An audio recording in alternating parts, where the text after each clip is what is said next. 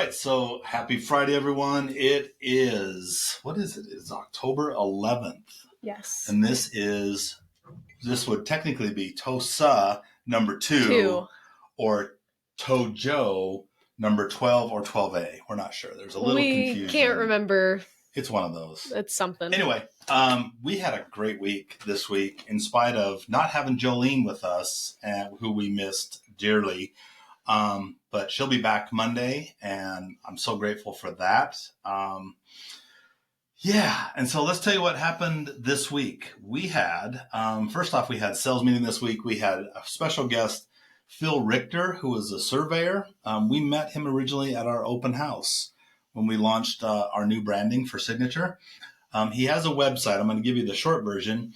If you have questions about surveying property, the first place to go is utahlineworks.com, where you can he's got just a ton of information and resources about surveying and where to go for what.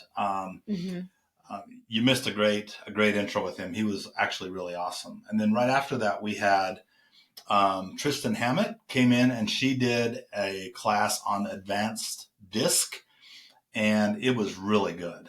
She also sent us some resources. So if you missed that, you can reach out to Sarah, and she can share that with you. Let's see, what else? Oh, and then the next day, Wednesday, Sarah's been kind of like a big deal this week. I guess so. She was. So she took the reins, and on Wednesday she did training on DocuSign and rooms. And actually that was awesome. We needed that training. We're not going to go into all the backstory, but we just know, it kind of came on very sudden. And so it took us a week or so to catch up. Right. But honestly, at the end of the day, it wasn't that different. And if you're looking for additional resources, if you go onto the Utah Signature Agents Facebook group, I attached all the DocuSign rooms training from DocuSign that you can review for yourself, see how you like it. And if you have any questions, feel free to reach out. And they're all pretty quick videos, as I recall. They're right? like maybe 5 minutes max. Yeah. It's really just sky slope. It just looks a little different. Yeah, I know. Honestly, it really was. I was like, oh, this isn't so bad. Yeah. And if I can learn it, seriously, it's a pretty low bar. Anyway, and then let's see, yesterday, who worked at yesterday? Oh, wait, it was you again. Not only helping us with our happy hour drink of the week. I made a big old mess that no one saw. But it was delish. It was actually a really good drink. And it was, what was that called? It was a apple cider Moscow Mule. We still have a lot of leftover ginger beer and apple cider. But it was really tasty. So well done. And then while we were drinking that, Sarah also ran us through building our cornerstone or our platform of putting together our vision board for 2025. And it was kind of funny because Sarah was a little worked up because we weren't actually getting to the point.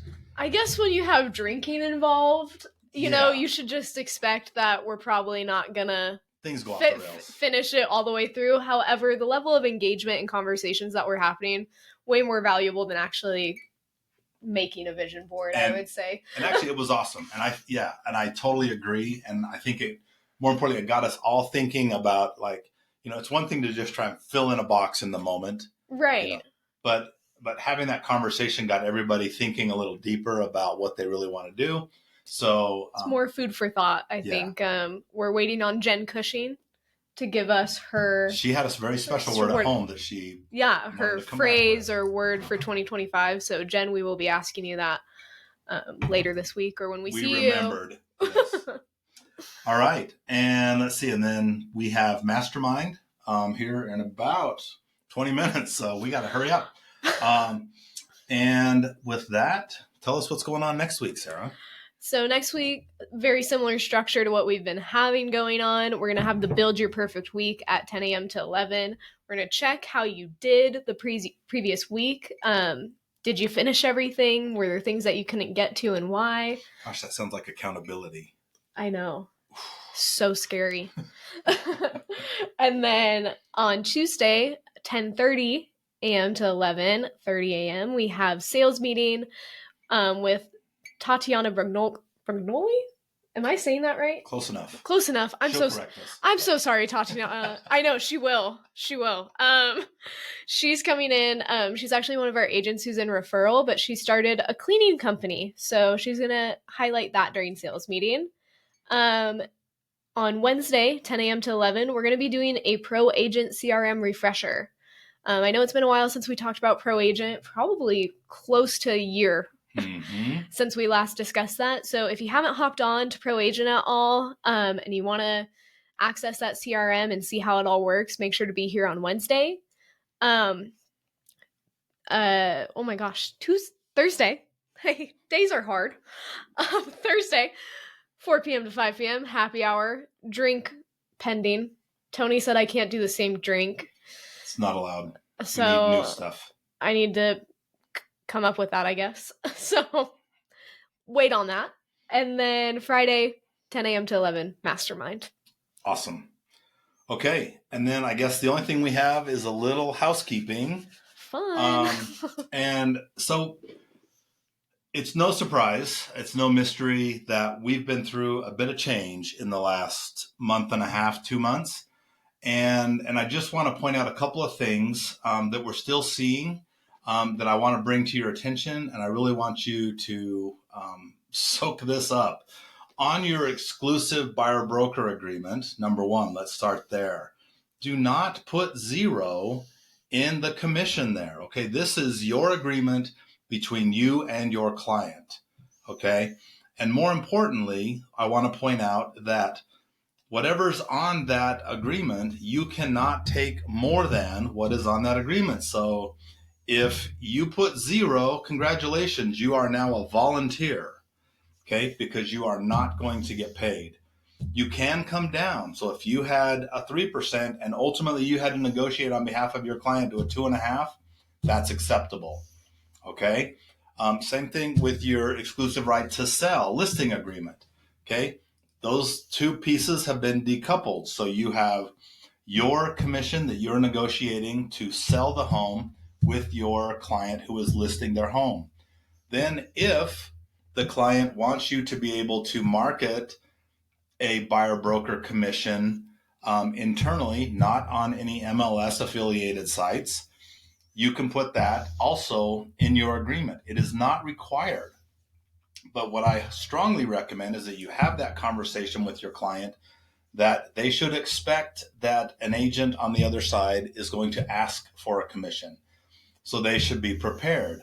What I like the best is putting it in the REPC. Whether you're the buyer, when you're submitting your offer, make that offer, as part of that offer, include your buyer commission. Okay? Keeps it clean. It does. And it's now part of the contract. Okay.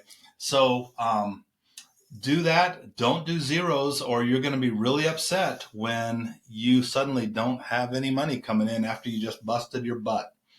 Okay. And then the other thing that I want us to start making a habit is when you're submitting paperwork to title, let's include those agreements to title so that they can validate that. We've noticed there's a little bit of a gap in the process of validation on that. So we want to be proactive in doing that. And by the way, for listing agents asking you for your buyer broker agreement, that is not required. You are under no obligation to give them a copy of your buyer broker agreement. Absolutely not. Okay. Yeah, but send that over to title. That way they have all the checks and balances in place. Ultimately, it protects you from any litigation from your client if they figure out that you took more. Exactly. So CYA. And, and as a reminder, that's what this whole NAR settlement was all about. Yes. Okay. So with that, do you have anything else? I think that's it, Tony. Okay. Well, with that, ToSa out.